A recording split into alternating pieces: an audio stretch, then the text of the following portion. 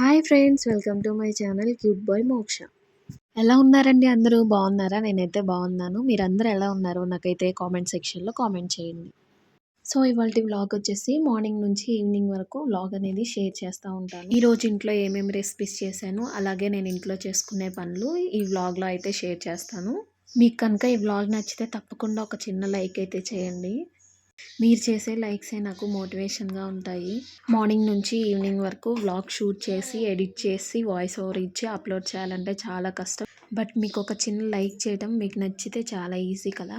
So ఈ vlog మీకు నచ్చితేనే తప్పకుండా లైక్ చేయండి. గుమ్మం తుడిచి ముగ్గు అయితే పెట్టేశాను. ముగ్గు అయితే పెట్టేసి ఇంకా వంటగదిలోకి అయితే వచ్చేసాను అనమాట. మంచి రెసిపీస్ అయితే ఈరోజు చూపించబోతున్నాను.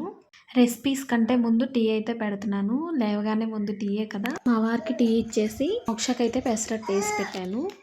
మోక్షకి తినిపించేసి స్నానం అయితే చేపించేసాను. ఇంకా మష్రూమ్స్ అయితే ఒక ప్యాకెట్ అయితే తీసుకున్నాను. మష్రూమ్ అయితే నీట్గా కడిగేసాను. చాలా మంది దాని లోపల ఉన్న బ్లాక్ కలర్ తీస్తూ ఉంటారు. నేనైతే అవేమి తీయను. ఇంకా అదంతా మష్రూమే కాబట్టి తీయాల్సిన అవసరం లేదు. ఇప్పుడు ఒక మష్రూమ్ని 4 ముక్కలుగా కట్ చేసి ఇంకా పక్కన పెట్టేసుకోవడమే. సో గిన్నె పెట్టి ఆయిల్ అయితే వేసుకున్నాను. ఆయిల్ వేసిన తర్వాత సన్నగా తరిగిన ఆనియన్స్ అయితే వేసాను. అలాగే పచ్చిమిర్చి కూడా వేసాను.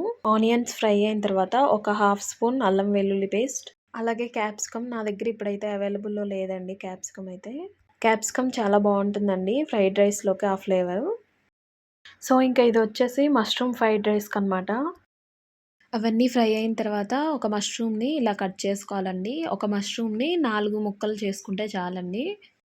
మరీ చిన్నగా ఉన్నా కూడా రైస్లో మిక్స్ అయిపోతాయి. ఇప్పుడు అవి ఒకసారి ఫ్రై చేసుకొని పసుపు ఉప్పు వేసుకున్నాను. అలాగే 1/2 స్పూన్ కారం అయితే వేసాను. అలాగే పసుపు వేసాను, కారం వేసాను, ధనియాల పొడి కూడా వేసాను. కొంచెం ఫ్రై అయిన తర్వాత కొత్తిమీర వేసి ఉడికించుకున్న రైస్ అయితే వేయాలి. బాస్మతి రైస్తో చేస్తే చాలా బాగుంటుంది. రెగ్యులర్గా చేసే రైస్ కాబట్టి నార్మల్ వేసాను. అప్పుడప్పుడు చేసుకోవాలనుకుంటే బాస్మతి రైస్తో చేసుకోవచ్చు.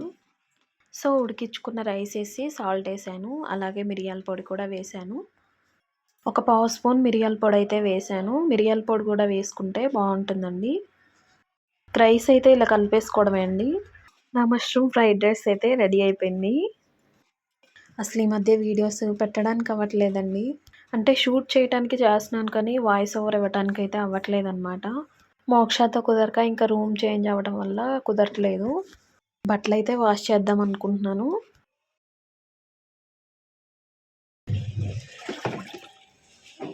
ఫస్ట్ ఇవి మిషన్లో వేసి ఆరేస్తే కొంచెం ఆరుతూ ఉంటాయి కదా.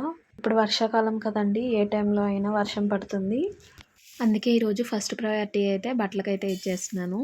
ఇక్కడైతే ఇడ్లీ కోసం గ్లాసున్నర మినపగుళ్ళకి 3 గ్లాసులు అయితే ఇడ్లీ రవ్వ వేసుకున్నాను. టిఫిన్కి వేసిన తర్వాత ఇక్కడైతే పచ్చిమిర్చి తొడలు అయితే తీసి ఫ్రిడ్జ్లో అయితే పెట్టేశాను. ఇక్కడ వచ్చేసి ఎగ్ అయితే బాయిల్ చేసుకుంటున్నాను. 2 టేబుల్ స్పూన్ రాగి పిండిని వాటర్లో లంప్స్ ఏమీ లేకుండా కలిపి పక్కన పెట్టేసుకున్నాను.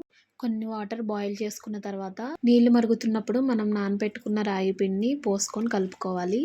పీల్ చేసి తురుముకున్న యాపిల్ని వేసేసి 3-4 నిమిషాలు మధ్య మధ్యలో కలుపుతూ ఉండలేమి కట్టకుండా ఉంచాలి. ఇంకా తర్వాత అయితే తురుముకున్న బెల్లం అయితే వేసుకొని కరిగే వరకు కలుపుతూ ఉండాలి. సో ఇక్కడైతే నార్మల్గా పనులు అయితే చేసుకుంటూ ఉన్నాను. ఇవైతే అందరూ ఇంట్లో చేసుకునే పనులే అండి. నేనైతే కొత్తగా చూపించేవి కాదు. ప్రతి ఒక్కరికి ప్రతిరోజు ఉండే పనులే అనమాట. అందరూ కూడా చేసుకునే పనులే. కాకపోతే నేను చూస్ చేసుకున్న కంటెంటే ఇది కదా, వ్లాగింగ్ ఇంకా కుకింగ్ అనమాట. వచ్చేసి బెండకాయ కర్రీ అనమాట. బెండకాయ ఉల్లికారం. దీన్ని కర్రీలా చేసుకోవచ్చు, వేపుల్లాగా చేసుకోవచ్చు. ఇప్పుడైతే నేను కర్రీలాగా అయితే చేస్తున్నానండి. ఒక బెండకాయని ఇలా మధ్యలో కట్ చేసి ఇలా ఘాట్లుగా పెట్టుకోవాలి. ఘాట్లు పెట్టేసి పక్కనైతే పెట్టేసాను అనమాట. ఒక 3 స్పూన్స్ వరకు ఆయిల్ అయితే వేసుకున్నాను. ఆనియన్స్ బాగా వేగాలి కాబట్టి. అలాగే కళాయిలో 3 స్పూన్స్ వరకు ఆయిల్ అయితే వేసుకున్నాను. 10 వెల్లుల్లి రెబ్బలు అయితే వేసాను.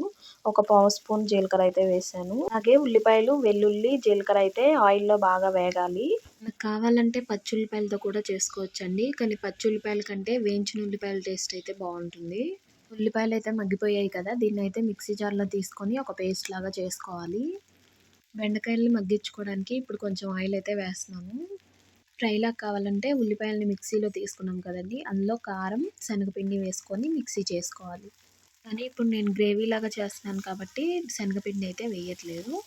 గ్రేవీలా చేస్తున్నాను కాబట్టి ఫ్రై చేసిన ఆనియన్స్‌లో ఉప్పు, కారం వేసి మిక్సీ చేసుకోవాలి. ఇక్కడైతే ఫ్రైలా పాలైతే కావాలంటే తోడేద్దామని పోస్తున్నాను పాలైతే వేడిగా ఉన్నాయి.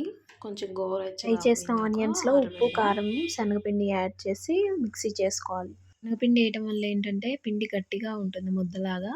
ఇప్పుడు లోపల స్టఫింగ్ అనేది నిలబడతదనమాట. మిక్సీ చేసిన ఉల్లికారం అయితే అందులో వేసేసాను. ఇప్పటికైతే మాత్రం మనం బెండకాయలు మధ్యలో కట్ చేసుకున్నాం కదా! అందులో స్టఫ్ చేసుకోవాలి. చేసుకొని ఆయిల్‌లో ఫ్రై చేసుకొని సైడ్ డిష్ లాగా సాంబార్‌లో, టమాటో రసంలో అలా తినొచ్చు.